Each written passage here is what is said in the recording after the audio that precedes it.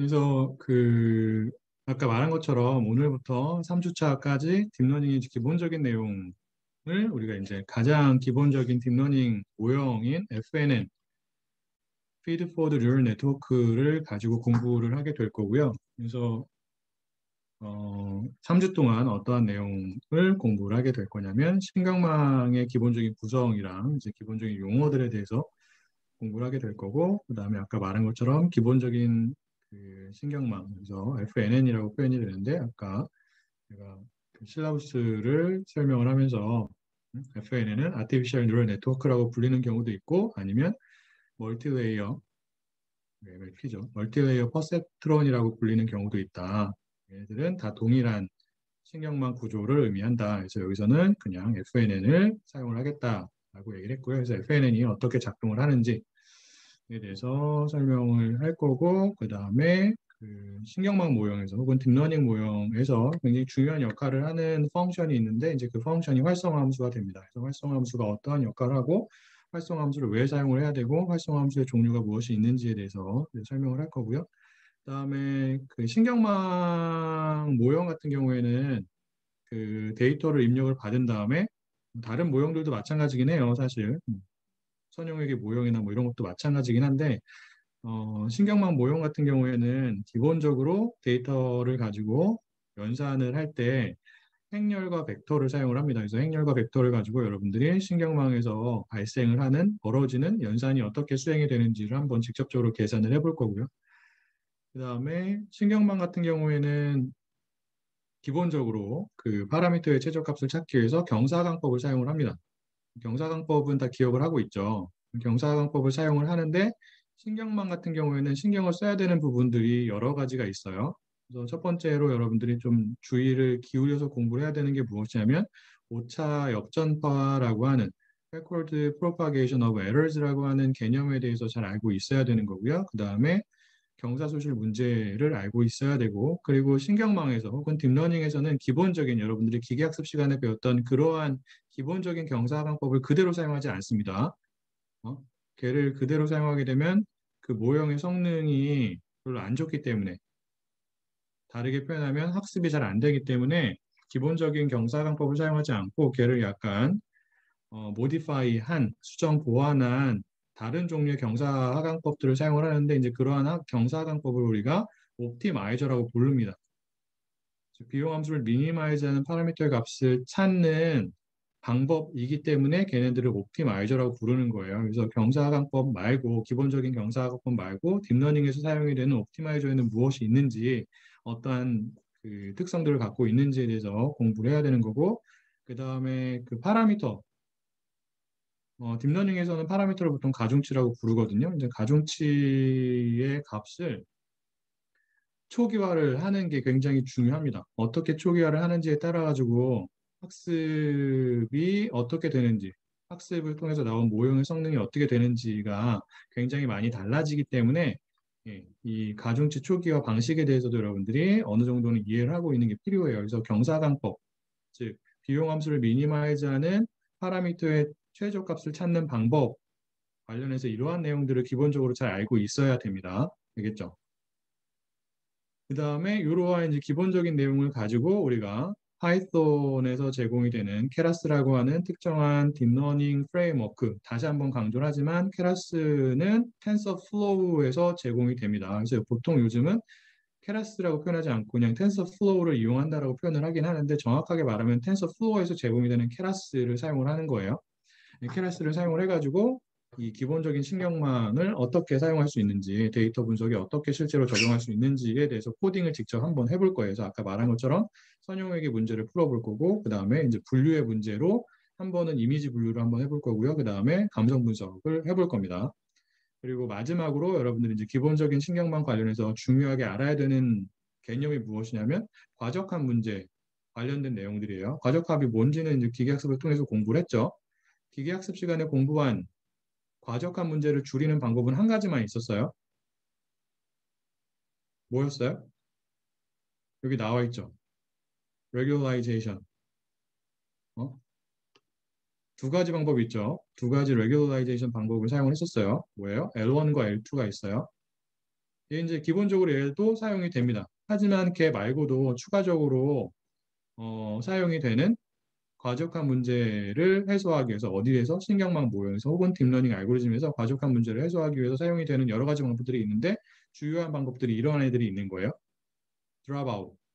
얘는 그 신경망 같은 경우에 여러 개의 노드들로 구성이 되어 있거든요. 모든 노드를 다 사용하는 게 아니라 그 중에 일부를 랜덤하게 드랍을 합니다.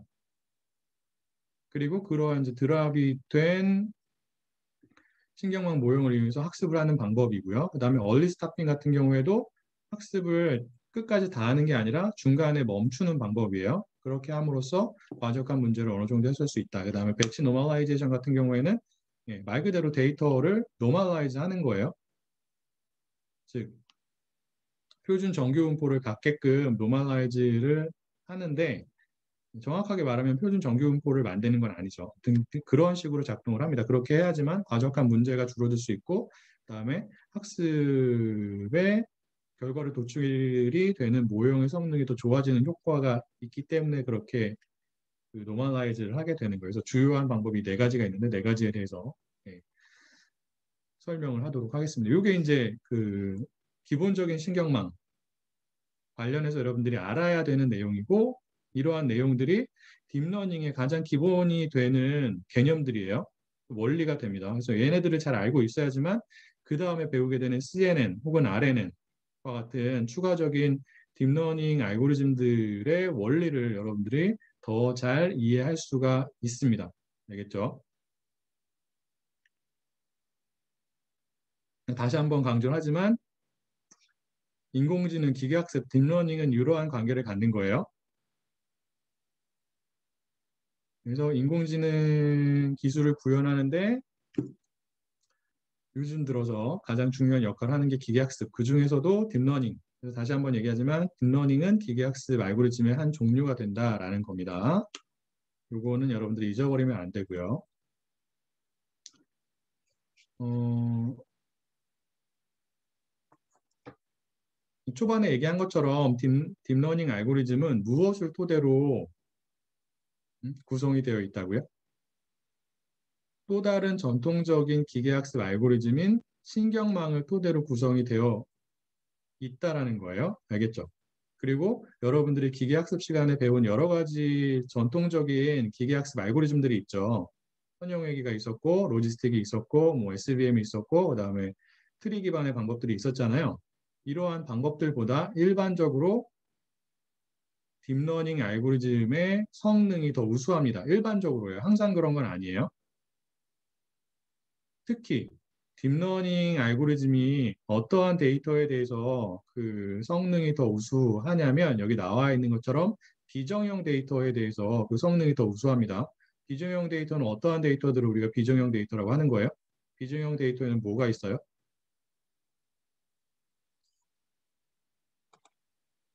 이미지, 텍스트, 오디오, 비디오 이런 것들이죠. 이게 다 비정형 데이터예요. 정형 데이터는 뭐예요? 테이블 형태로 이렇게 딱 숫자 형태로 잘 준비가 되어 있는 데이터를 우리가 보통 정형 데이터라고 얘기를 하죠. 그러니까 이게 무엇을 의미하냐면 정형 데이터에 대해서는 딥러닝 알고리즘이 상대적으로 모형의 성능이 덜 좋을 수도 있다라는 것을 의미합니다.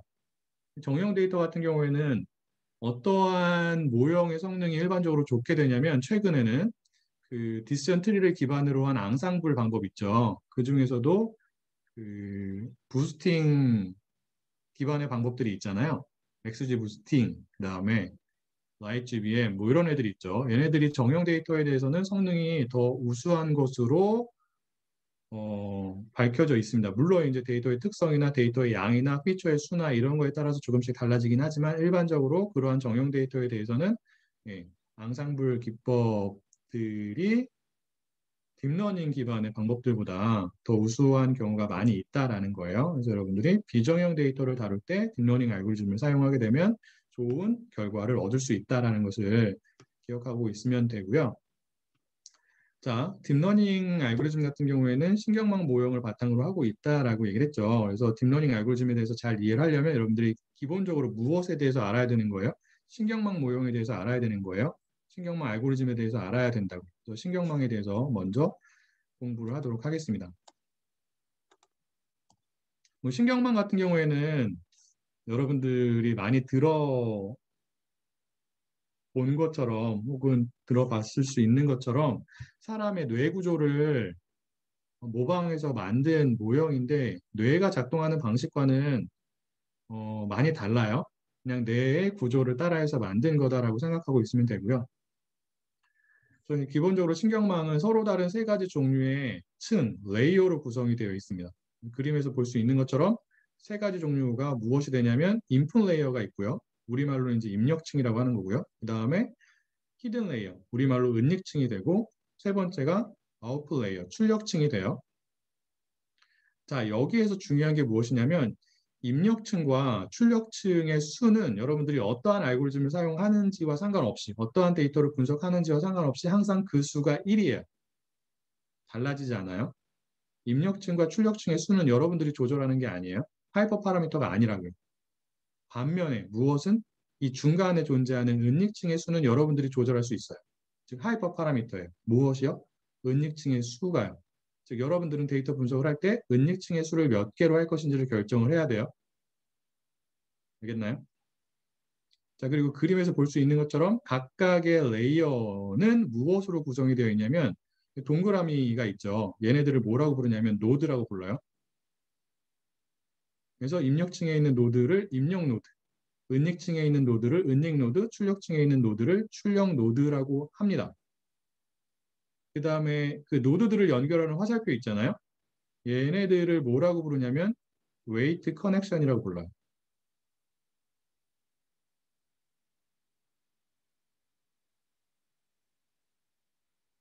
그리고 각각의 화살표는 나중에 다시 설명을 하겠지만 파라미터를 가져요. 보유한 파라미터를 하나씩 갖습니다. 이 파라미터는 여러분들이 선형획이나 로지스틱 모형에서 사용을 했던 파라미터의 개념과 동일한 의미를 갖는 거예요. 자, 다시 한번 그 리마인드를 한번 해보면 선형획의 모형이나 로지스틱 모형이나 수학적인 모형이 되죠. 무엇을 위한? 학습 데이터에 존재하는 독립 변수들과 종속 변수의 관계를 파악하기 위한 수학적인 모형이 되고 수학적인 모형 안에는 뭐가 존재한다고요? 파라미터가 존재하고 파라미터가 하는 역할이 뭐예요? 학습 데이터에 존재하는 독립 변수와 종속 변수의 관계를 디파인하는 역할을 하는 거죠. 그래서 우리가 학습을 통해서 해당 파라미터의 최저값을 구해야 돼요. 어떻게? 비용 함수를 미니마이즈하는 값들로. 자, 여기서는 수학적인 모형이 뭐가 되는 거예요? 선형획이나 로지스틱 획이 모형이 되는 게 아니라 신경망 모형이 되는 거예요. 신경망 모형도 하나의 수학적인 모형이라고요. 수학적인 모형이기 때문에 무엇을 포함하고 있는 거예요? 파라미터를 포함하고 있어요. 그래서 우리가 학습을 통해서 해야 되는 게 뭐예요? 그러한 파라미터의 최저값을 찾아야 된다고. 근데 그림으로 표현을 해보면 그러한 파라미터가 어떻게 존재하는 거예요? 노드를 연결하는 각각의 화살표에 파라미터가 하나씩 있다고요. 서로 다른 파라미터. 알겠죠? 그래서 입력층은 어떠한 역할을 하냐면 여러분들이 갖고 있는 독립 변수들 혹은 피처들에 대한 데이터가 있을 거잖아요. 걔네들이 입력돼서 출력이 되는 역할을 합니다. 그게 입력층이 하는 역할이고요. 그 다음에 은닉층이 하는 역할이 무엇이냐면 입력이 된 데이터에서 어떠한 정보를 추출하는 역할을 은닉층이 하게 되냐면 정답을 정확하게 맞히는데 중요한 역할을 하는 정보를 추출하는 역할을 누가 한다고요? 은닉층이 하는 거예요. 정확하게 말하면 은닉층에 있는 노드들, 즉 은닉 노드들이 그러한 역할을 하게 됩니다. 그래서 일반적으로 은닉층의 수를 늘리게 되면 종속 변수를 정확하게 예측하는 데 필요한 정보를 그만큼 잘 추출할 수 있는 거예요. 그리고 출력층은 어떠한 역할을 하냐면 보통의 수학적인 모형에서와 마찬가지로 종속 변수에 대한 예측치를 출력을 합니다. 자, 출력층이 어떠한 역할을 한다고요? 종속 변수에 대한 예측치를 출력을 하는 거예요. 그럼 우리가 그러한 예측치를 가지고 무엇을 생성할 수 있는 거예요? 무엇을 계산할 수 있는 거예요? 학습 데이터에 대해서 오차를 계산할 수 있고 오차를 통해 가지고 비용 함수를 계산할 수 있는 거죠. 전반적인 순서는 똑같아요. 무엇과? 전통적인 기계학습 알고리즘이 작동하는 방식과. 근데 수학적인 모형이 다른 거예요. 알겠죠? 그래서 가장 기본적인 내용이 그거예요. 다시 한번 강조를 하지만 딥러닝 모형, 딥러닝 알고리즘은 어떠한 모형을 바탕으로 하고 있다? 신경망 모형을 바탕으로 하고 있는데 신경망 모형은 크게 서로 다른 세 가지 종류의 레이어를 갖는다. 입력층, 은닉층, 출력층. 그리고 입력층과 출력층은 수가 하나로 고정되어 있는데 은닉층의 수는 여러분들이 조절할 수 있다. 즉 하이퍼 파라미터가 된다. 그 다음에 각각의 레이어가 어떠한 역할을 하는지를 기억하고 있어야 돼요. 알겠죠?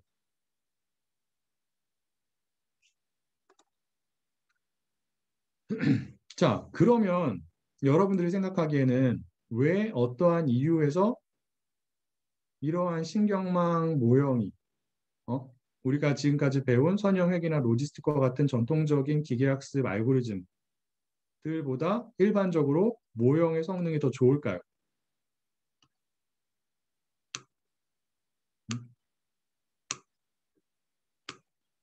무엇 때문에? 무엇이 있어서?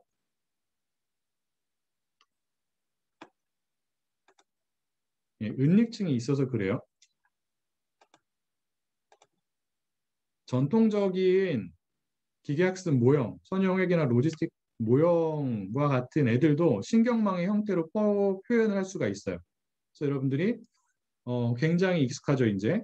이러한 선형회계 모형이 있다라고 가정을 할게요. 독립변수가 4개인 선형회계 모형이에요. 얘를 신경망의 형태로 표현하게 되면 이렇게 돼요. 입력층이 있고 출력층이 있죠. 그리고 각각의 화살표마다 고유한 파라미터를 갖는 거예요. 그래서 이러한 노드 있잖아요. 인터셉트에 대한 노드, 이러한 노드를 신경망에서는 편향 노드라고 합니다. 바이어스 노드라고 하죠. 이 바이어스 노드의 역할은 1의 값을 출력을 하는 거예요. 그리고 얘를 이제 편향이라고 부르는데 편향은 선형에게 모형에서 인터셉트랑 같은 역할을 합니다. 그리고 노드가 4개가 있죠. 얘네들이 이제 입력 노드가 돼요. 얘는 이제 편향 노드가 되는데 편향 노드에 대해서는 이따가 좀 더 구체적으로 설명을 하도록 하죠. 입력 노드가 4개가 있는 굉장히 간단한 단순한 신경망의 형태로 우리가 지금까지 공부했던 선형에게 모형을 표현할 수가 있어요. 그래서 첫 번째 입력 노드에 첫 번째 독립변수의 값이 입력이 되는 거고요. 그리고 두 번째 입력 노드에 두 번째 독립변수의 값이 입력이 되고 세 번째는 세 번째 독립변수, 네 번째는 네 번째 독립변수의 값이 입력이 돼가지고 그대로 출력이 돼서 각각의 화살표에 있는 파라미터랑 곱해져 가지고 그게 다 더해집니다. 여기에 얘네들이 다 더해지는 거예요. 어떻게 연산이 되는지는 이따가 다시 구체적으로 설명을 하도록 할게요. 그래서 종속 변수 예측치가 나오죠. 자, 여기서 보면은 우리가 앞에서 본 일반적인 신경망 모형과 비교해서 뭐가 없어요?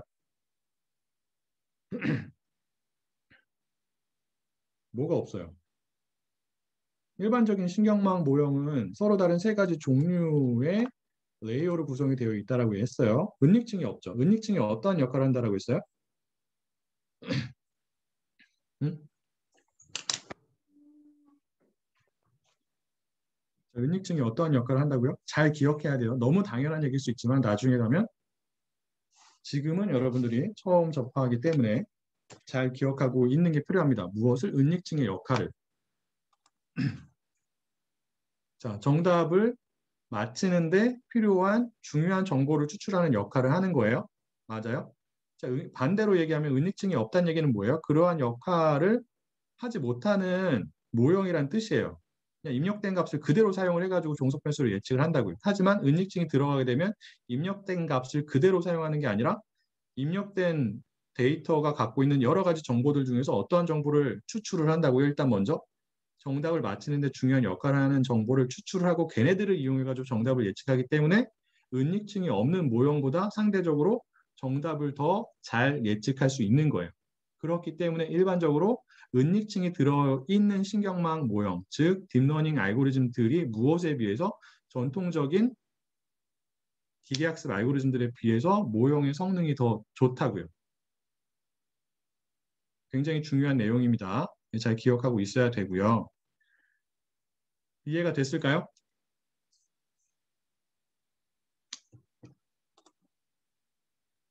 자, 은닉층이 어떠한 역할을 하는지 구체적인 예를 통해서 한 번만 더 설명을 할게요. 자, 여기서 보면 이 신경망 모형 같은 경우에는 은닉층이 몇 개가 있는 모형이냐면 구조가 되냐면 은닉층이 세 개가 있는 거예요. 여기 있고 여기 있고 여기 있어요. 그리고 이 제일 밑에 있는 게 뭐예요? 입력층이에요. 그리고 제일 위에 있는 게 출력층이에요. 그래서 우리가 이러한 은닉층이 세 개인 모형을 가지고 무슨 작업을 한다고 가정을 하냐면 어떠한 이미지를 입력을 받았을 때 그 이미지에 존재하는 오브젝트가 자동차인지 사람인지 동물인지를 맞히는 작업을 한다라고 가정을 할게요. 자, 보면은 입력층을 통해서 이 사진에 있는 데이터가 입력이 되는 거예요. 근데 그 정보를 가지고 바로 종속 변수를 예측하는 게 아니라, 즉 사진 안에 존재하는 오브젝트가 무엇인지를 바로 예측하는 게 아니라 은닉층들을 여러 개를 사용을 해가지고 어떠한 정보를 추출을 한다고요? 이 사진이 갖고 있는 정보들 중에서 내가 풀고자 하는 문제, 즉 사진 안에 존재하는 오브젝트가 자동차인지 사람인지 동물인지를 맞히고자 하는 문제를 푸는데 중요한 역할을 하는 정보를 추출을 한단 말이에요. 그래서 첫 번째 레이어에서 1차적으로 그러한 정보를 뽑고 두 번째 레이어에서 다시 한 번 더 정제를 하는 거예요. 그러니까 첫 번째 은닉층을 통해서 추출이 된 정보들 중에서 상대적으로 더 중요한 역할을 하는 애들을 다시 한번 뽑아요. 그리고 세 번째 은닉층은 역시나 마찬가지로 두 번째 은닉층이 뽑은 정보들 중에서 상대적으로 더 중요한 역할을 하는 정보를 뽑습니다. 이 슬라이드에 있는 그림이 약간 흐릿해가지고 여러분들 잘 안 보일 수도 있는데 이 마지막 층에서 출력한 정보들은 무엇에 대한 정보가 되냐면 오브젝트의 그 아웃라인 있죠. 윤곽에 대한 정보가 돼요. 그게 무엇을 의미하는 거예요? 오브젝트의 윤곽이 내가 풀고자 하는 문제인 오브젝트가 무엇인지를 맞히는 데 있어서 상대적으로 중요한 역할을 한다라는 것을 뜻하는 거죠. 그러한 정보를 은닉층에서 추출을 하는 거예요. 알겠나요? 그래서 이 은닉층을 세 개를 하면은 정답을 맞히는 데 필요한 중요한 정보인 윤곽 정보를 추출한 다음에 걔를 가지고 정답을 예측하게 되는 거고 은닉층이 없으면 이 사진이 갖고 있는 로우한 데이터를 가지고 바로 종속 변수를 예측하게 됩니다. 어떠한 경우가 훨씬 더 정확하게 종속 변수를 예측할 수가 있는 거예요? 은닉층을 사용한 경우, 그렇지 않은 경우?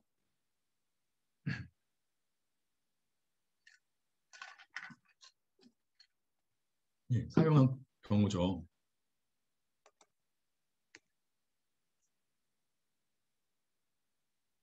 그래서 다시 한번 얘기하지만 은닉층을 포함하고 있는 신경망 모형, 즉 딥러닝 알고리즘의 그 성능이 우수한 가장 큰, 가장 중요한 이유가 뭐예요? 은닉층 때문에 그런 거예요. 음.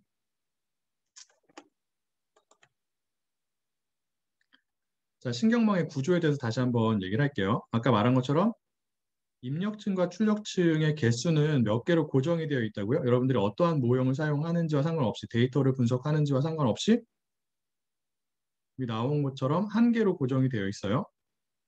하지만 무엇은 여러분들이 결정할 수 있어요? 입력층과 출력층 사이에 존재하는 은닉층의 수는 여러분들이 결정할 수 있어요. 지금 하이퍼 파라미터가 되는 거예요. 자, 여기서 이제 중요한 또 다른 개념이 나오는데 은닉층의 수가 한 개인 신경망을 우리가 쉘로우 뉴럴 네트워크, 얕은 신경망이라고 하고요. 은닉층의 수가 두 개 이상인 신경망을 보통 일반적으로 딥 뉴럴 네트워크라고 부릅니다. 그리고 이러한 딥 뉴럴 네트워크를 뭐라고 부르는 거예요? 일반적으로 딥 러닝 알고리즘이라고 부르죠. 물론 두 개, 세 개 이렇게 몇 개 안 되는 은닉층을 사용하는 딥러닝 알고리즘은 요즘엔 없어요.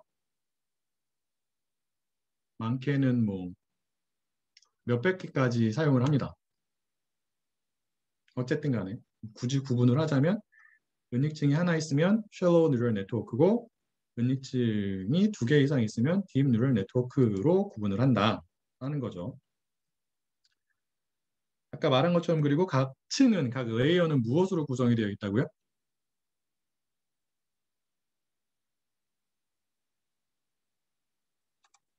노드로 구성이 되어 있어요. 노드가 어떠한 역할을 하냐면 여기 나온 것처럼 어떠한 값을 입력을 받고 입력된 값을 그대로 출력할 수도 있고 아니면 변환을 해서 출력할 수도 있어요. 그러한 역할을 하는 게 뭐예요? 각각의 레이어에 존재하는 노드가 되는 거예요. 그래서 입력층에 존재하는 노드인 입력 노드 같은 경우에는 우리가 갖고 있는 데이터를 입력을 받는 거죠. 입력을 받아서 그대로 출력을 합니다. 변환하지 않아요. 입력층에 존재하는 입력 노드는 각각의 관측치가 갖고 있는 독립변수 정보를 입력을 받아서 그대로 출력하는 역할을 하는 거고요. 은닉층 같은 경우에는 예, 입력층에서 전달이 된 넘어온 데이터를 입력을 받은 다음에 걔를 그대로 출력하지 않고 변환을 해서 출력을 합니다. 변환을 할 때 사용이 되는 함수를 우리가 활성화 함수라고 부르죠. 출력층 같은 경우에도 이전 레이어에서 넘어온 입력 값을 변환을 해서 출력을 할 수도 있고 그대로 출력을 할 수도 있어요. 어떠한 경우에 변환을 해서 출력을 하는지 아니면 어떠한 경우에 그대로 출력을 하는지는 조금 이따가 설명을 하도록 하겠습니다. 자, 그럼 여러분들이 결정을 해야 되는 게 무엇이냐면 각각의 레이어에 존재하는 노드의 수를 결정을 해야 돼요. 그런데 입력층과 출력층에 존재하는 노드의 수는 여러분들이 결정하는 게 아니에요. 얘는 여러분들이 어떠한 데이터를 다루는지 그리고 어떠한 문제를 다루는지에 의해서 자동적으로 결정이 됩니다. 무엇과 무엇이요? 입력층에 존재하는 노드의 수, 즉 입력 노드의 수와 출력층에 존재하는 출력 노드의 수는 데이터하고 여러분들이 푸는 문제의 특성에 의해서 자동적으로 결정이 된다라는 거예요. 자, 입력층에 존재하는 노드의 수 같은 경우에는 무엇에 의해서 결정이 되냐면 학습 데이터에 존재하는 독립변수의 수, 피처의 수에 의해서 결정이 됩니다. 입력 노드의 수는 피처의 수랑 동일해요.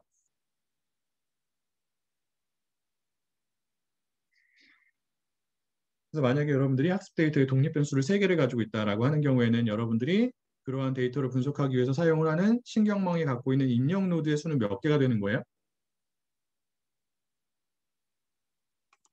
3개가 되는 거죠.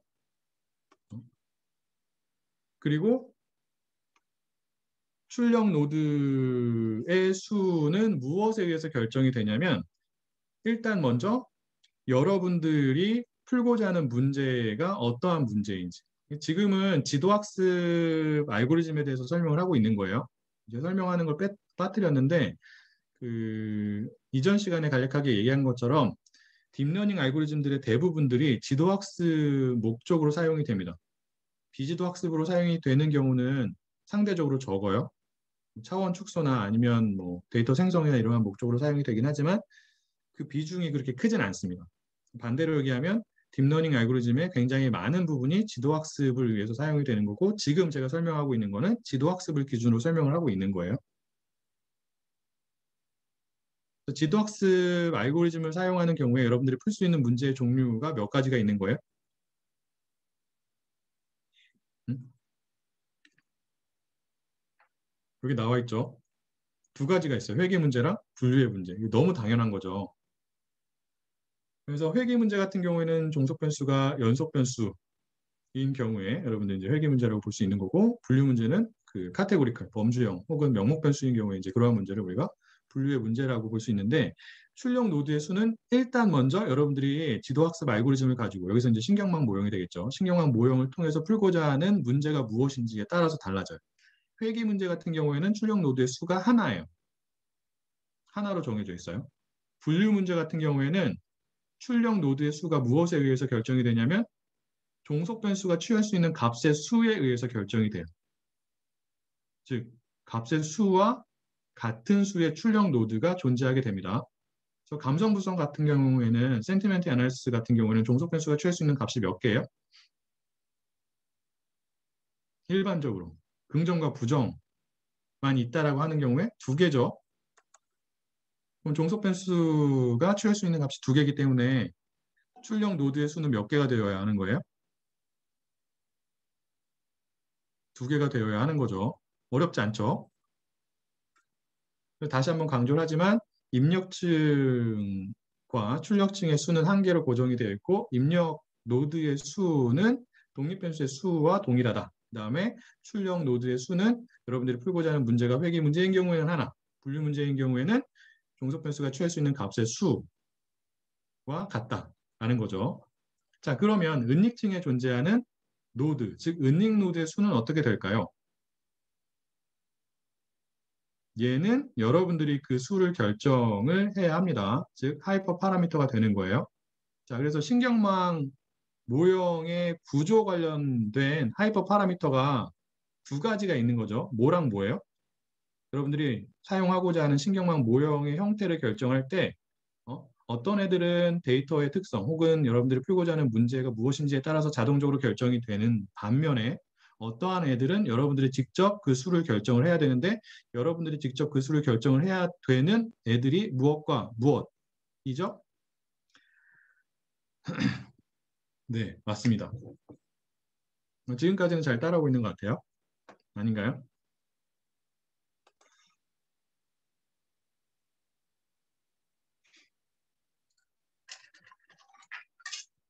거기까지 즉 기억을 해야 되고 그 다음에 추가적인 노드가 하나 더 있어요. 추가적인 종류의 노드, 노드의 종류, 바이어스 노드예요. 편향 노드. 편향 노드는 입력층과 은닉층에 한 개씩만 존재해요. 그리고 어디에는 존재하지 않아요? 출력층에는 존재하지 않아요. 얘는 다시 한번 얘기를 하지만 여러분들이 기계학습 시간에 배웠던 선형의 모형에 존재하는 인터셉트와 비슷한 역할을 합니다. 알겠죠? 그래서 편향 노드가 입력층과 출력층에 하나씩 이렇게 존재하는 거예요. 그리고 이러한 편향 노드는 어떠한 값도 입력받지 않아요. 얘는 출력만 합니다. 그래서 얘가 출력하는 값은 1이에요. 1. 모든 편향 노드가 출력하는 값은 1이라고 생각할 수 있는 거예요. 그리고 화살표로 이렇게 연결이 되어 있잖아요. 화살표에는 무엇이 존재하는 거예요? 파라미터가 존재하는 거예요. 그래서 얘를 이제 B1, 1이라고 쓸 수 있고 얘를 B1, 2라고 쓸 수 있는 거죠. 이러한 파라미터를 우리가 편향이라고 부릅니다. 그래서 신경망에서 사용이 되는 파라미터에는 크게 두 가지 종류가 있는 거예요. 편향이 있고요. 그다음에 웨이트가 있어요. 웨이트는 뭐냐면 이 그 편향이 아닌 다른 파라미터들. 그러니까 이러한 화살표 있죠. 네? 이러한 화살표들이 갖는 파라미터를 가중치, 웨이트라고 불러요. 그래서 보통 W라고 표현하죠, 얘네들.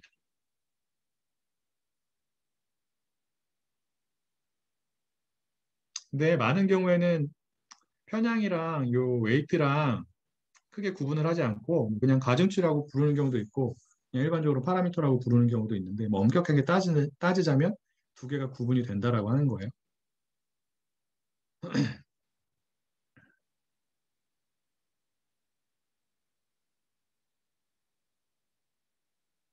자, 예를 한번 들어볼게요. 그래서 여러분들이 풀고자 하는 문제가 회귀 문제라고 가정을 하고요.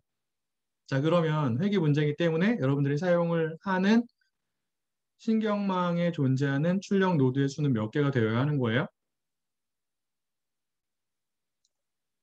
한 개가 되어야 하는 거죠. 자, 그리고 독립변수가 두 개라고 하는 경우에는 그림에 나와 있는 것처럼 입력층에 존재하는 노드가 그러니까 입력 노드가 두 개여야 하는 거죠. 그리고 추가적인 노드가 하나 더 있죠. 편향 노드가 하나 더 있습니다.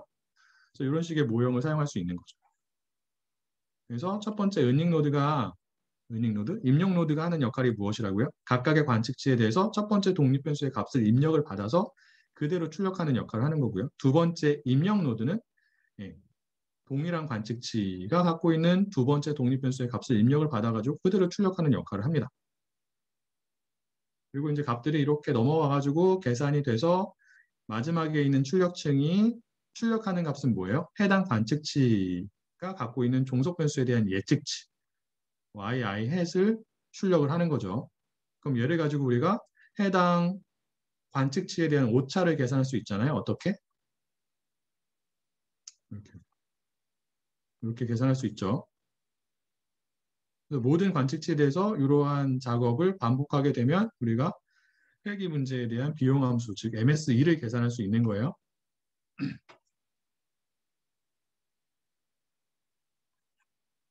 이렇게 되는 거죠. 이 예측치가 무엇을 통해서 계산이 되는 거예요? 여러분들이 사용하는 수학적인 모형인 신경망 모형을 통해서 예측이 되는 거예요. 자, 분류의 문제를 한번 볼게요. 종속 변수가 폐암에 걸렸는지 여부라고 했을 때 종속 변수가 취할 수 있는 값의 수는 몇 개예요? 두 개죠. 걸렸다, 걸리지 않았다. 그래서 걸렸다를 1로 표현하고 걸리지 않았다를 0으로 표현하게 되면 종속 변수가 취할 수 있는 값은 0하고 1로 표현이 돼서 두 개가 되는 거예요. 자, 그러면 여러분들이 이러한 문제를 풀기 위해서 사용을 하는 신경망 모형에 존재하는 출력 노드의 수는 몇 개가 되어야 한다고요? 두 개가 되어야 하는 거죠. 이렇게 돼요. 독립변수가 두 개인 케이스가 됩니다. 자, 그래서 첫 번째 출력 노드에서 출력이 되는 값은 무엇이냐면 종속변수의 값이 0일 확률이고요. 두 번째 출력 노드에서 출력이 되는 값은 종속변수의 값이 1일 확률이에요. 얘네들을 가지고 우리가 어떠한 비용 함수를 만들 수 있는 거예요? 분류의 문제에서 사용이 되는 비용 함수가 뭐예요? 교차 엔트로피를 만들 수 있죠. 교차 엔트로피 비용 함수 어떻게 생겼어요?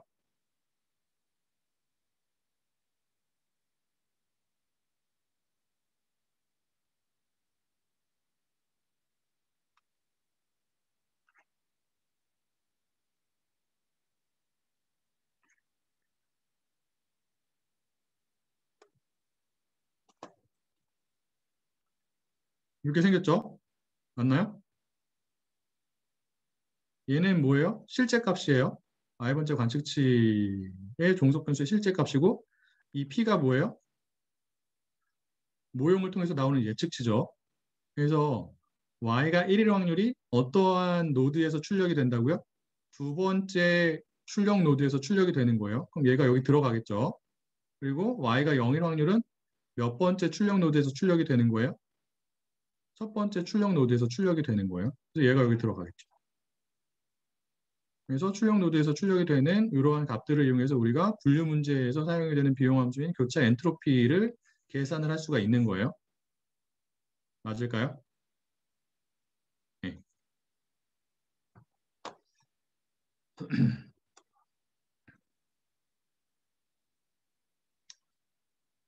그래서 신경망의 작동 원리를 전반적으로 다시 한번 살펴보면 굉장히 많은 부분이 여러분들이 지금까지 배운 지도학습 알고리즘, 선형회귀 모형이나 로지스틱 회귀 모형이 작동하는 방식과 유사합니다.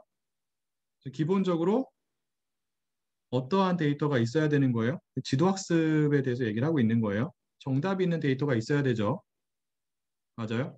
즉 정답과 힌트 정보를 모두 가지고 있는 데이터가 있어야 되고 그 데이터를 일단 기본적으로 무엇과 무엇으로 구분을 하는 거예요? 학습 데이터와 평가 데이터로 구분을 하죠. 필요한다면 그 밸리데이션 데이터 셋을 사용할 수도 있어요. 맞죠? 네. 그리고 학습 데이터에 대해서 여러분들이 무엇을 파악을 해야 되는 거예요? 독립변수와 종속변수의 관계를 파악을 해야 되죠. 그러한 관계를 파악하기 위해서 무엇을 사용을 해요? 수학적인 모형을 사용을 한다고요. 그래서 우리가 지금까지 배운 수학적인 모형이 선형회귀 모형이나 로지스틱 회귀 모형 이런 것들이 있는 거죠. 근데 딥러닝에서는 어떠한 모형을 사용을 한다고요? 신경망이라고 하는 또 다른 종류의 수학적인 모형을 사용을 하는 거예요. 자, 이러한 수학적인 모형은 공통적으로 무엇을 가지고 있어요?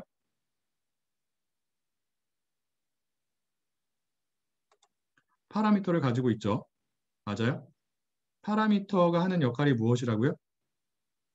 독립변수와 종속변수의 관계를 디파인하는 역할을 하는데 신경망에서는 그게 조금 애매하긴 해요. 왜? 파라미터가 워낙 많기 때문에 예? 파라미터 값을 보고서 우리가 독립변수와 종속변수가 독립변수와 종속변수의 관계가 어떤지를 정확하게 파악하기가 힘들어요. 어쨌든 간에 여러분들이 사용하는 수학적인 모형 안에는 파라미터가 존재하고 여러분들이 학습을 통해서 도출을 해야 되는 값이 뭐예요? 파라미터의 최저값이죠. 어떻게 도출해요? 오차의 정도를 나타내는 비용함수를 최소화하는 파라미터의 값을 찾는 거죠. 자, 그리고 여러분들이 중요하게 기억을 해야 되는 게 무엇이냐면 어떠한 비용함수를 사용하는지는 여러분들이 어떠한 수학적인 모형을 사용하는지에 따라서 달라진다고요? 그렇지 않는다고요? 그렇지 않는다라고 얘기를 했어요. 여러분들이 어떠한 문제를 푸는지에 따라서 달라지는 거예요. 이거는 신경망에서도 동일합니다.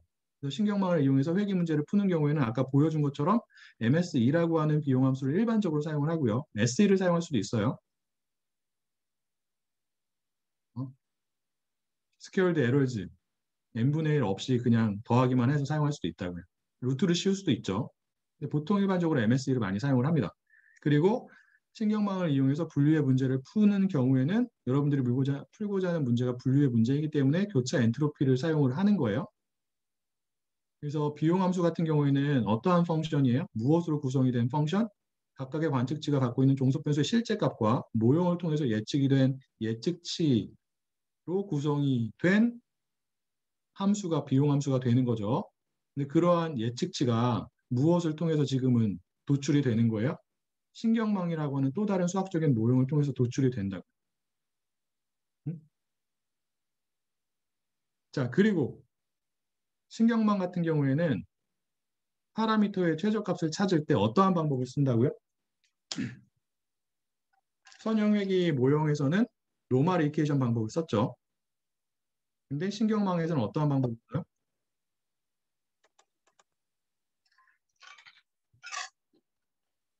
경사광법을 쓰는 거예요. 기본적으로 경사광법이 어떻게 작동하는지는 기억하고 있죠? 응? 파라미터의 값을 경사를 이용해서 순차적으로 업데이트 해가지고 비용함수를 미니마이즈하는 파라미터의 값을 찾는 방법이 경사하강법이에요. 하지만 다시 한번 강조를 하면 신경망 모형에서는 기본적인 경사하강법을 사용하지 않는다라는 겁니다. 왜? 기본적인 경사하강법의 성능이 좋지 않기 때문에 그래요. 그래서 걔를 수정 보완한 여러 가지 다른 형태의 경사하강법을 사용을 하는데 그러한 경사하강법을 뭐라고 부른다고요? 이전 시간에 얘기를 했죠.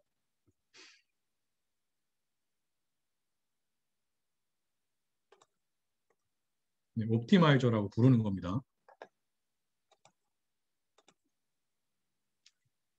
그래서 파라미터의 최저값을 찾은 다음에 그 다음에 그 결과를 어디에 적용하면 돼요?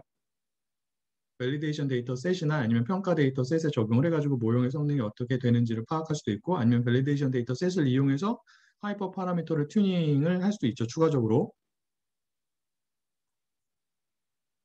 맞을까요?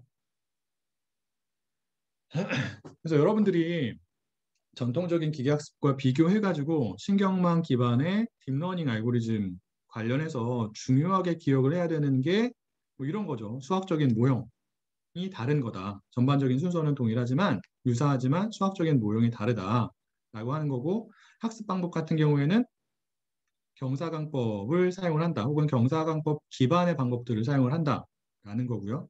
그리고 비용함수는 아까 말한 것처럼 여러분들이 어떠한 수학적인 모형을 사용하는지와는 전혀 상관이 없고 여러분들이 풀고자 하는 문제가 회계 문제인지 분류 문제인지에 따라서 구분이 된다라는 겁니다.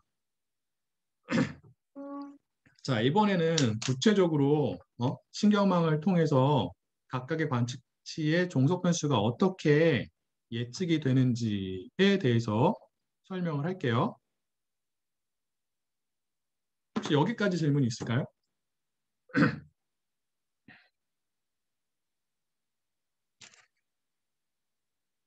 자, 신경망의 작동 원리를 좀 더 구체적으로 설명을 하기 위해서 여기서 어떠한 가정을 하냐면 우리가 이제 풀고자 하는 문제가 회귀 문제라고 가정을 하고 종속 변수가 아파트의 가격이고 그 다음에 해당 종속 변수를 예측하기 위해서 사용이 되는 독립 변수가 두 개 있다.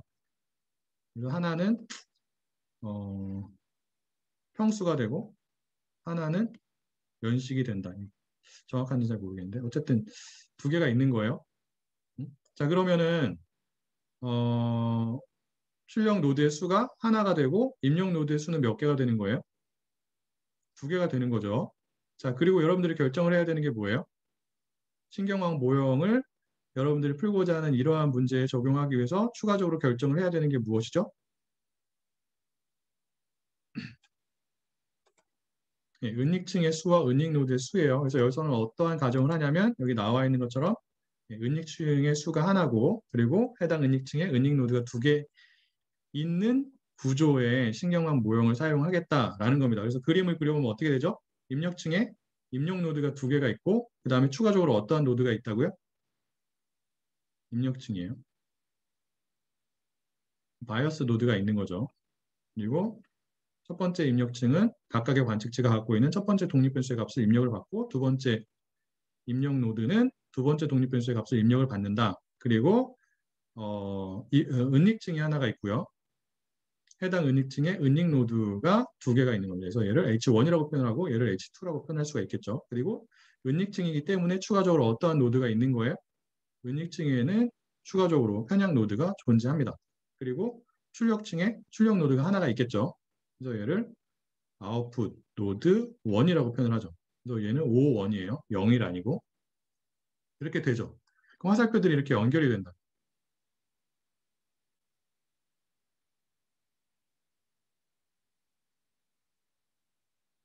그리고 각각의 화살표는 무엇을 갖는다고요? 파라미터를 갖는다. 맞을까요? 그래서 우리가 이 모형을 통해 가지고 계산을 해야 되는 게 뭐예요? 1차적으로 각각의 관측치에 대한 종속 변수의 예측치를 계산을 해야 되는 거예요. 그래서 이 예측치가 각각의 관측치에 대해서 어떻게 계산이 되는지를 직접적으로 보여주도록 하겠습니다. 자, 이렇게 되는 거죠. 다시 그림을 그리면. 자, 그러면 우리가 어떠한 데이터를 갖고 있다고 가정을 하냐면 학습 데이터에 이러한 10개의 관측치에 대한 데이터가 존재한다라고 가정을 하죠. 이러한 데이터에 대해서 비용함수를 계산하기 위해 가지고 즉 MSE를 계산하기 위해서 각각의 관측치의 종속 변수에 대한 예측치 얘를 계산을 해야 되는 거예요. 맞아요? 자, 첫 번째 관측치에 대한 종속 변수의 예측치를 먼저 계산을 해보도록 하겠습니다. 어떠한 모형을 이용해서 이러한 형태의 신경망 모형을 이용해서 자, 그러면 첫 번째 관측치를 보면 x1이 얼마고 x2가 얼마예요? x1이 34고 x2가 5예요. 그러면 첫 번째 입력 노드에 얼마가 입력이 된다고요? 첫 번째 관측치에 대해서 첫 번째 독립변수의 값은 얼마가 여기에 입력이 돼요? 34가 입력이 돼요. 여기는 얼마가 입력이 돼요? 5가 입력이 되겠죠. 맞아요? 자, 얘네들이 그대로 출력이 돼요. 자, 출력이 되고 어떠한 과정을 통해서 그 다음 레이어에 있는 노드의 입력값으로 들어가게 되냐면 각각의 화살표에 있는 가중치 있죠. 파라미터 있죠. 얘네들이랑 일단 곱해집니다. 자, 34 같은 경우에 화살표가 뭐랑 뭐가 있어요? 얘랑 얘가 있죠. 그래서 이 화살표를 통해서 전달이 되는 값이 뭐예요? 34랑 무엇이 곱해진다고요? 해당 화살표에 존재하는 가중치 파라미터랑 곱해진다고요. 그 얼마가 되는 거예요? 34 곱하기 W1,1이 되는 거죠. 걔가 여기로 들어가는 거예요. 근데 이 H1이라고 하는 그 은닉 노드에 입력이 되는 값을 보면 이 화살표를 통해서만 그 값이 들어오는 게 아니죠. 어떠한 화살표도 있어요? 여기도 있고 여기도 있어요. 자, 그러면 이 화살표를 통해서는 얼마의 값이 입력이 되겠어요? 두 번째 그 입력 노드가 출력하는 값 5랑 해당 화살표의 가중치가 곱해지겠죠. 얼마가 돼요? 5 곱하기 W2,1이 돼요.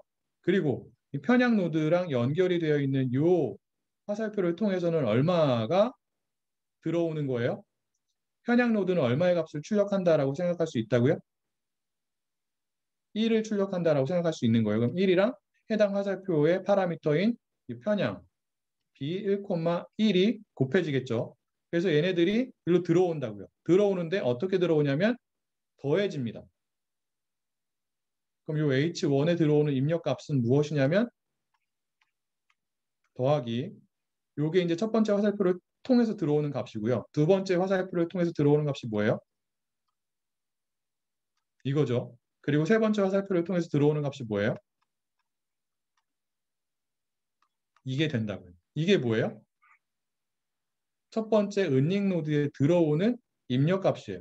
얘를 간단하게 뭐 G1 이렇게 표현할 수도 있죠. 자, 동일한 방법으로 여러분들이 무엇을 계산할 수 있냐면 두 번째 은닉 노드에 들어오는 입력 값을 계산할 수 있어요.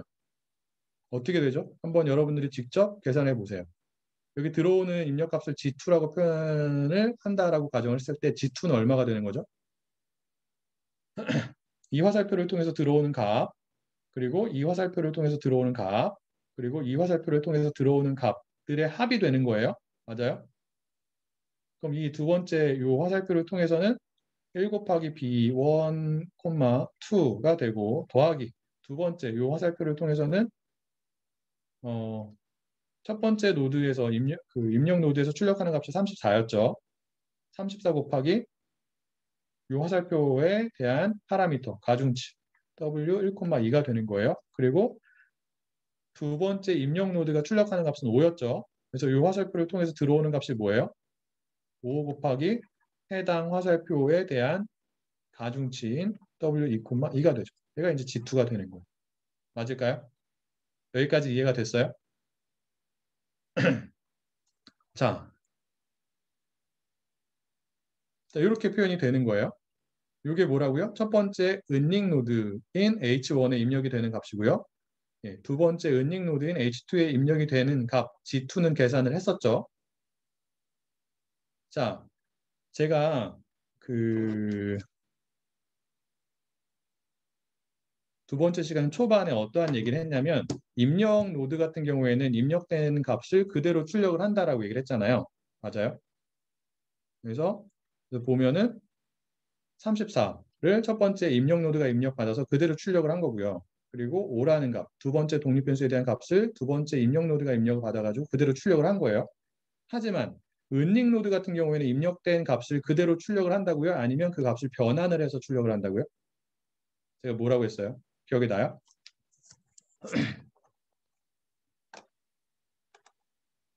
변환을 해서 출력을 합니다. 변환을 할 때 사용되는 함수를 어떠한 함수라고 부른다고요?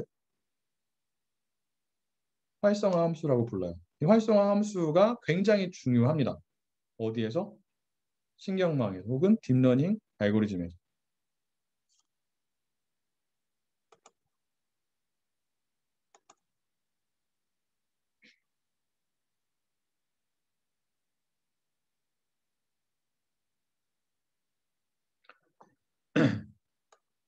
활성화 함수에 대해서는 다음 시간에 좀 더 디테일하게 얘기를 하겠지만 활성화 함수는 일반적으로 비선형 함수가 돼요. 선형 함수가 아니에요. 활성화 함수로 선형 함수는 절대로 절대까지는 아니지만 사용하지 않아요. 왜 그러냐면 이러한 비선형 활성화 함수를 사용하는 가장 큰 이유 중에 하나가 무엇이냐면 독립변수와 종속변수에 존재하는 비선형 관계를 파악하기 위해서예요.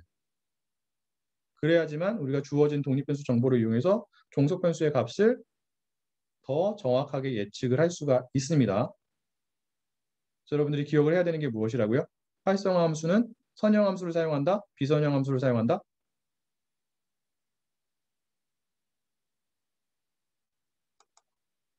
비선형 함수를 사용한다라는 거예요. 그래서 활성화 함수를 만약에 G라고 표현을 하게 되면 자, 이게 하나의 은닉 노드예요. 여기에 입력되는 값이 G라고 표현을 하겠습니다. 그래서 활성화 함수를 F라고 표현을 하게 되면 얼마의 값이 해당 은닉 노드에서 출력이 되는 거예요. 이 G가 그대로 출력이 되는 게 아니라 활성화 함수를 거쳐서 출력이 되는 거예요. 즉 FG가 출력이 되는 거죠. 그래서 얘가 은닉 노드에서 출력이 되는 값이 다음 레이어에 존재하는 노드의 입력 값의 일부로 사용이 되는 거예요.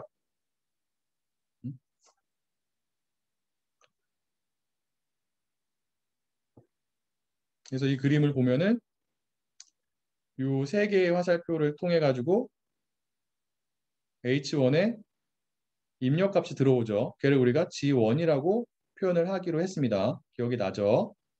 그리고 H2라고 하는 은닉 노드에 들어오는 입력값을 G2라고 표현을 하기로 했었어요. 그리고 H1과 H2 모두 다 은닉 노드이기 때문에 활성화 함수를 가지고 있고 그러한 활성화 함수를 간단하게 우리가 F라고 표현하자라고 얘기를 했습니다. 여러분들이 중요하게 기억을 해야 되는 게 무엇이냐면 같은 층에 존재하는 노드들 같은 경우에는 동일한 활성화 함수를 사용을 해요. 뭐라고요? 같은 층에 존재하는 노드들 같은 경우에는 동일한 활성화 함수를 사용을 한다고요. 그래서 얘가 F라고 하는 활성화 함수를 사용을 했으면 얘도 어떠한 활성화 함수를 사용을 하는 거예요? 동일한 F라고 하는 활성화 함수를 사용을 하는 거예요. 자, 그러면 H1에서 출력이 되는 값은 뭐예요? G1이 입력이 돼서 그대로 출력이 되는 게 아니라 어떠한 값이 출력이 된다고요? 활성화 함수를 통해서 계산이 된 값이 출력이 되는 거예요. 뭐예요? 여기서 출력이 되는 값은 FG1이 되죠. 여기는 얼마예요? 두 번째 은닉 노드에서 출력이 되는 값은 FG2가 되겠죠. 맞아요. 출력이 되는 값들이 다음 레이어에 존재하는 노드, 다음 레이어는 여기서는 출력층이죠. 그래서 출력 노드가 하나밖에 없다라고 했어요. 왜? 우리가 풀고자 하는 문제가 지금 회귀 문제이기 때문에. 그래서 각각의 은닉 노드에서 출력이 되는 값들이 다음 층에 존재하는 이 출력 노드의 입력값의 일부로 사용이 됩니다. 계산이 되는 방식은 똑같아요. 무엇이? 입력값이. 그래서 이 화살표를 통해서 들어오는 값은 뭐예요? 해당 은닉층에 존재하는 편향 노드에서 출력되는 값 1 곱하기 이 화살표에 해당하는 파라미터 편향이죠. 그래서 여기서는 요게 들어오는 거고요. 이 화살표를 통해서는 어떠한 값이 들어오는 거예요? 이 은닉층에서 출력하는 값 곱하기 이 화살표에 해당하는 가중치가 들어오는 거예요. 그게 뭐예요? FG1 곱하기 W31이 되죠. 그리고 얘를 통해서는 뭐가 들어오는 거예요? 두 번째 은닉 노드가 출력하는 값 FG2 곱하기 해당 화살표에 대한 파라미터인 W4,1 얘네들이 다 어떻게 된다고요? 다 더해진다고.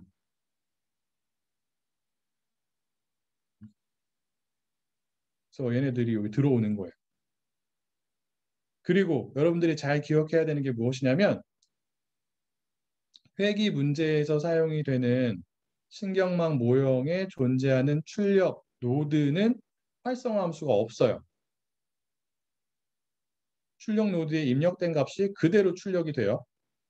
그래서 만약에 얘를 G3라고 한다면 여기서 얼마가 출력이 되는 거예요? G3가 출력이 되고 걔가 무엇이 되는 거예요? 첫 번째 관측치의 종속 변수에 대한 예측치가 된다고. 즉 Y1 해시 된다. 출력 노드에는 활성화 함수가 있을 수도 있고 없을 수도 있어요. 회귀 문제에서 사용이 되는 출력 노드에는 활성화 함수가 없어요. 즉 입력된 값이 그대로 출력이 돼요. 혹은 활성화 함수가 있다라고 표현할 수도 있어요. 그러한 경우에는 활성화 함수가 뭐가 되는 거예요? 항등 함수가 되는 거예요. 출력 노드에서 사용이 되는 활성화 함수가 이렇게 된다고요. 즉 입력된 값이 그대로 출력이 되는 거죠. 맞아요? 그래서 회귀 문제에서 사용이 되는 신경망에 존재하는 출력 노드에는 활성화 함수가 있다라고 표현할 수도 있고 없다라고 표현할 수도 있어요. 있다라고 표현하는 경우에는 항등 함수가 활성화 함수가 된다라고 얘기할 수 있는 거죠. 자, 그리고 여러분들이 중요하게 기억을 해야 되는 게 무엇이냐면 그러면 분류 문제에서 사용이 되는 출력 노드에는 활성화 함수가 사용이 될까 말까? 사용이 될까요? 그렇지 않을까요? 음? 자, 분류의 문제에 사용이 되는 신경망 모형에 존재하는 출력 노드가 출력하는 값이 뭐라고요? 종속 변수가 특정한 값을 가질 확률이에요. 맞아요? 자, 이러한 값을 계산하기 위해서는 이러한 출력 노드에 특정한 활성화 함수가 있어야 될까요? 없어야 될까요? 여러분들이 한번 게스트를 해보세요. 아니면 추주를 해보세요. 있어야 해요. 있어야 해요. 반드시.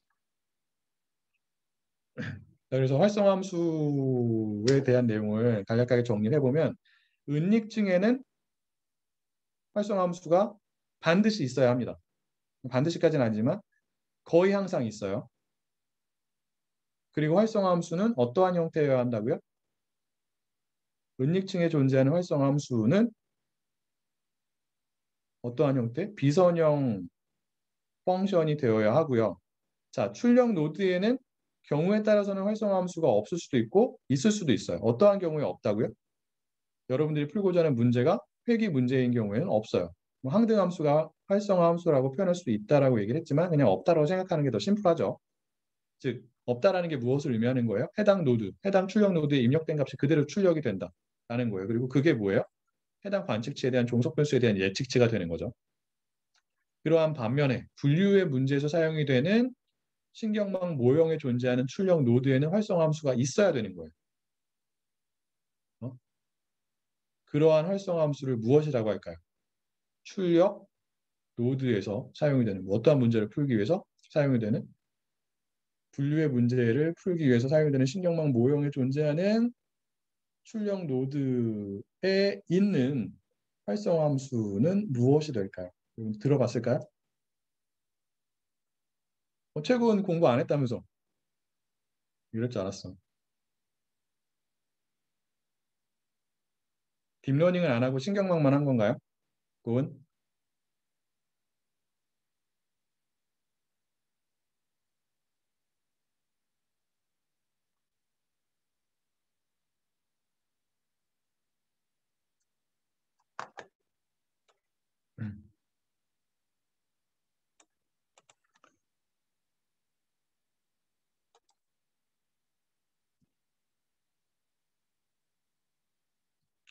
자, 그래서 여러분들이 그 이제 회귀 문제에 대해서 각각의 관측치에 대해서 종속 변수에 대한 예측치가 어떻게 도출이 되는지를 이해하겠나요?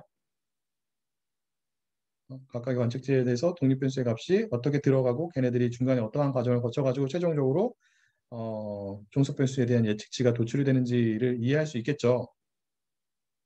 자, 이번엔 분류의 문제에 대해서 비슷한 작업을 해보도록 할게요. 그래서 앞에서 사용한 그 종속 변수를 다시 한번 사용을 해보도록 하겠습니다. 그래서 여러분들이 관심 있는 종속 변수가 폐암 여부죠. 그래서 걸리지 않았으면 종속 변수의 값이 0이 되는 거고 걸렸으면 1이 되는 거예요. 그 다음에 학습 데이터를 보니까 독립 변수가 3개가 있는 거죠. 첫 번째, 두 번째, 세 번째예요. 자, 독립 변수가 3개 있기 때문에 입력 노드가 몇 개가 있어야 되는 거예요? 3개가 있어야 되는 거고 그 다음에 지금은 분류의 문제이기 때문에 그리고 종속 변수가 취할 수 있는 값이 2개이기 때문에 출력 노드가 몇 개인 신경망 모형을 사용을 해야 되는 거예요? 2개인 신경망 모형을 사용을 해야 되는 거죠. 그리고 여러분들이 결정을 해야 되는 게 무엇이라고요? 은닉층의 수와 각각의 은닉층에 존재하는 은닉 노드의 수를 결정을 해야 됩니다. 그래서 은닉층이 하나고 앞에서 사용했던 것과 마찬가지로 은닉 노드가 2개인 신경망 모형을 사용을 해가지고 해당 문제를 푼다라고 가정을 했을 때 이렇게 모형을 우리가 그릴 수가 있을 거예요. 맞죠? 그래서 출력 노드가 하나가 있고 2개가 있습니다. 첫 번째 출력 노드에서는 아까 말한 것처럼 각각의 관측치에 대해서 종속 변수의 값이 0일 확률. 그다음에 두 번째 출력 노드 같은 경우에는 종속 변수의 값이 1일 확률이 계산이 되는데 중요한 게 뭐예요? 분류의 문제에 사용이 되는 이러한 신경망 모형에 존재하는 출력 노드에는 무엇이 있다? 무엇이 있다? 입력된 값이 그대로 나가는 게 아니라 활성화 함수가 있다는 거. F라고 표현을 하죠. 그리고 이 활성화 함수가 무엇이 된다? 소프트맥스가 된다. 소프트맥스는 어떻게 생겼냐면 이렇게 생겼어요. 보여요? GI가 무엇을 의미하냐면 i번째 출력 노드에 입력이 되는 값이에요. 그리고 그 값이 이러한 특정한 형태의 소프트맥스 펑션을 통해서 출력이 된다고. 자, 그래서 만약에 이 첫 번째 출력 노드에 입력이 되는 값이 G1이라고 한다면 얘가 어떻게 출력이 된다고요? 어떠한 값으로? 소프트맥스 펑션을 통해 가지고 이렇게 출력이 되는 거예요. 맞나요? 그리고 두 번째 출력 노드에 입력이 되는 값을 G2라고 한다면 해당 출력 노드에서는 어떠한 값이 출력이 되는 거예요? 소프트맥스 펑션을 이용해 가지고 SG2가 출력이 됩니다. 자, 그러면 이 SG1은 어떻게 계산이 되는 거예요? 요 식에 따르면 분자가 2의 G1이 되는 거죠. 왜? G1이 입력이 됐기 때문에. 자, 그럼 분모가 어떻게 될까요? 요거는 다시 쓰면 J는 1부터 K까지고요. K는 출력 노드의 수예요.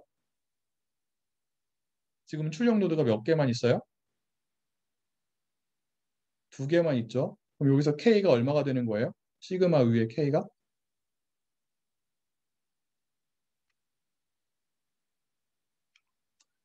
K가 얼마가 돼요? K가 2가 되죠. 그럼 출력 노드가 두 개인 경우에 대해서 분모는 어떻게 되냐면 2의 G1, J가 1일 때 더하기 2의 G2가 되죠. 맞아요?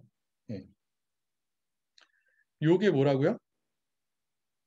첫 번째 출력 노드를 통해서 출력이 되는 값이에요. 자, 그러면 두 번째 출력 노드를 통해서 출력이 되는 값은 어떻게 돼요? 분모는 똑같아요. 분모는 달라지지 않아요. 즉, 출력 노드가 두 개인 경우에는 분모는 2의 G1승 더하기 2의 G2승이 되고요. 분자만 달라지는 거죠. 두 번째 출력 노드에서 출력이 되는 값이기 때문에 2의 G 몇이 돼요? 2가 되죠. 자, 이게 뭐라고요? 첫 번째 출력 노드에서 출력이 되는 이 값이 무엇을 의미한다고요? 여기 나와 있죠. 종속 변수가 0의 값을 취할 확률이에요. 그리고 얘는 얼마가 무엇을 의미한다고요? 두 번째 출력 노드에서 출력되는 값 y가 1일 확률이에요. 맞아요?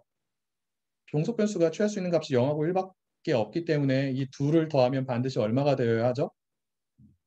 y가 0일 확률과 y가 1일 확률을 더하게 되면 반드시 1이 되어야 해요. 맞을까요?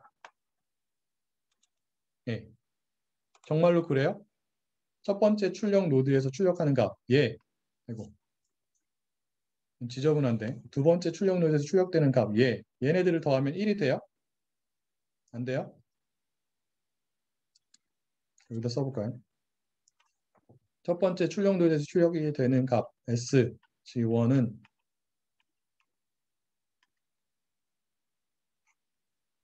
이렇게 되고, 두 번째 출력 노드에서 출력되는 값, SG2는 이렇게 되죠. 두 개를 더하면 분모가 똑같기 때문에 분자만 더해주면 돼요. 얘가 이거 오고 얘가 이렇게 오죠. 얼마예요? 1이에요, 1. 그래서 각각의 이 소프트맥스 펑션이 출력하는 값이 뭐가 되는 거예요? 확률 값이 되는 거예요. 즉 0하고 1 사이의 값을 갖는다. 맞을까요? 이해가 됐어요?